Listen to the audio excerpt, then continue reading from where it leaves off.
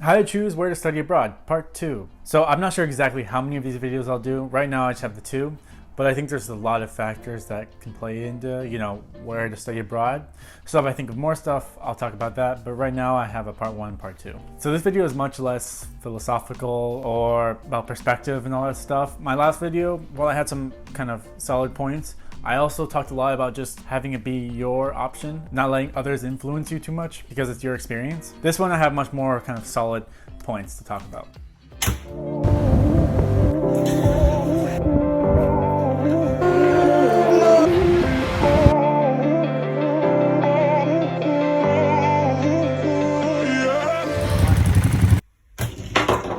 First thing I want to talk about, really obvious one, but language. If you've been wanting to learn a language for a while now, let's say Spanish, I think that's a go-to for a lot of people, but it could be anything. Portuguese, Japanese, whatever, or English, whatever, it doesn't matter. This would be an awesome opportunity to take a big step in that direction. And I say big step on purpose because I think if you truly want to learn a language, you have to spend a lot of time on it.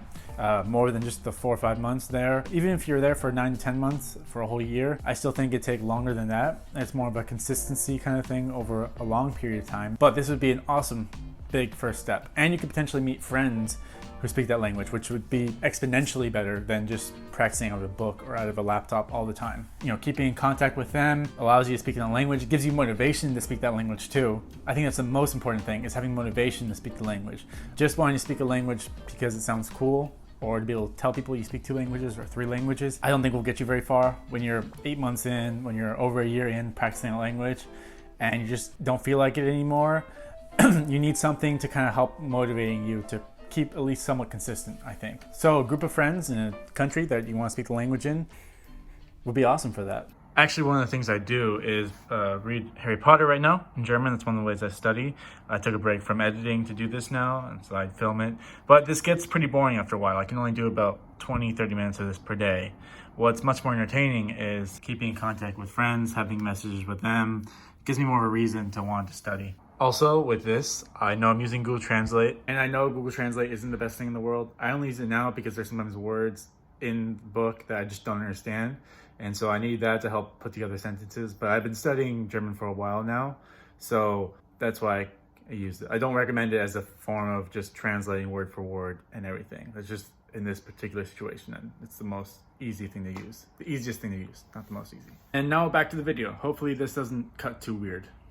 Second thing, finances. Finances are really important, obviously, when it comes to studying abroad. I definitely think studying abroad in general is cheaper than what people might think.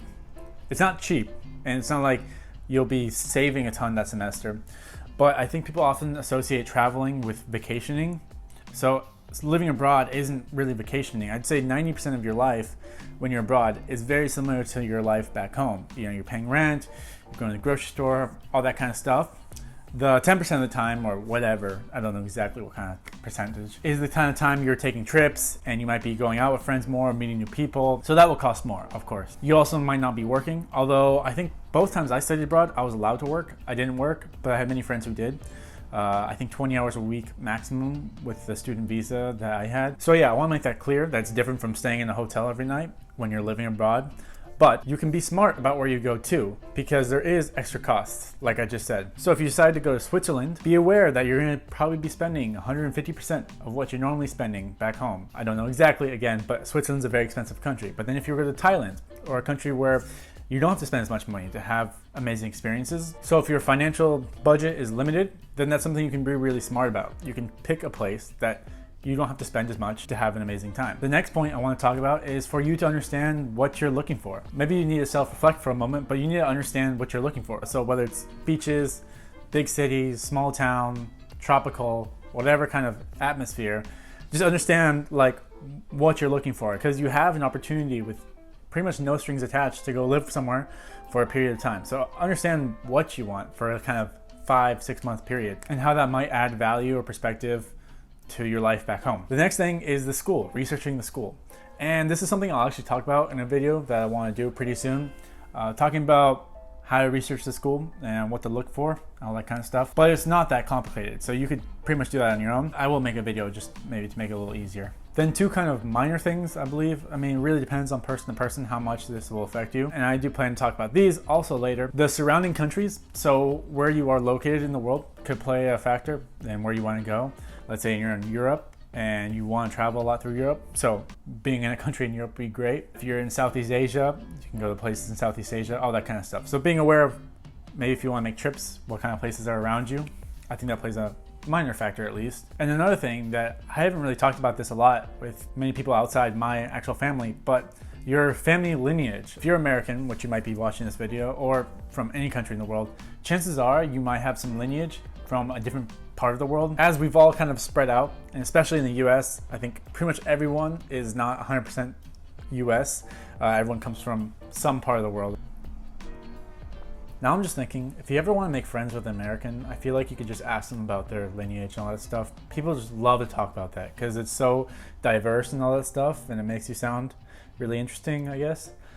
People love to talk about that. But back to the video. If you have lineage in, let's say, some other country like England or Germany or whatever country around the world, and even if you don't have like contact with any family there or anything like that, it could be a cool experience for you to go there and be there for 5 months or so, living where your ancestors came from. I kind of did that actually, both for Ireland and Sweden, and that was really cool. It kind of added another layer to my whole experience, made it a little more meaningful actually. And when my family came to visit, it felt even more special actually. So that's all I have to say about this video today and how to choose how to study abroad, part 2. Hopefully I can make it more easy to pick where you want to go instead of just feeling like you're throwing a dart at a map.